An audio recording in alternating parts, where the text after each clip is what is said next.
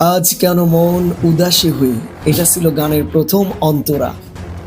আর গানের শিরোনাম ছিল শ্রাবণের মেঘগুলো। এই গানে সয়লাভ আজ নেট দুনিয়া। মূল প্রসঙ্গে যাওয়ার আগে চলুন শুনে নেই একটুখানি গান।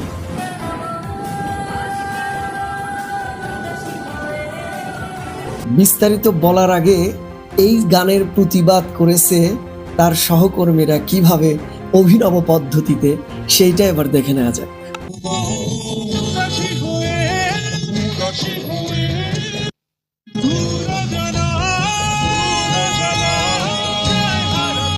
সামাজিক যোগাযোগ মাধ্যমে প্রকাশিত সহকর্মীর একটি ভিডিও ঘিরে সমালোচনার জেরে দেশের সরকারি প্রাথমিক বিদ্যালয়ের কিছু শিক্ষক শুরু করেছেন অভিনব প্রতিবাদ। 4 দশক আগের জনপ্রিয় গান শ্রাবণের মেঘগুলো জড়ো হলো আকাশে এখন তাদের প্রতিবাদের প্রতীক হয়ে উঠেছে। কেউ গানের সঙ্গে ঝাড়ু দেওয়ার ভিডিও বানিয়েছেন, কেউ বা স্কুটি চালানোর ভিডিও দিয়েছেন।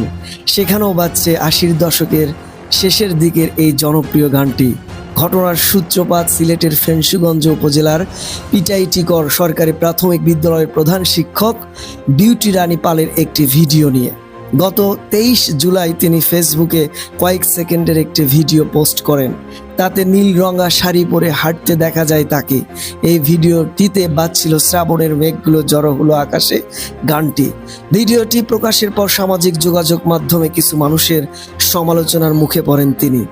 এরপর দেশের বিভিন্ন জেলার সরকারি প্রাথমিক বিদ্যালয়ের শিক্ষক শিক্ষিকা এই গান ব্যবহার করে নিজেদের দিয়ে তৈরি করেছেন অসংখ্য ভিডিও এবং তাদের ক্যাপশনও দিয়েছেন অদ্ভুত অদ্ভুত।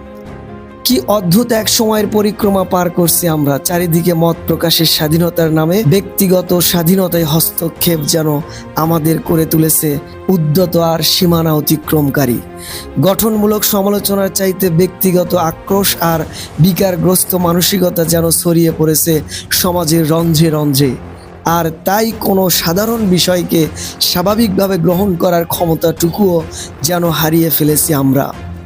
যে জাতি তার শিক্ষকের মর্যাদা বিধান করতে পারে না, সে জাতির ভবিষ্যৎ শুধু সংকটাপন্নই নয়, বরং অন্ধকারাচ্ছন্ন। ছোটবেলায় পড়া কবি কাজী কাদের নেওয়াজের বিখ্যাত শিক্ষাগুরুর মর্যাদা কবিতাটির কথা মনে পড়ে যায়।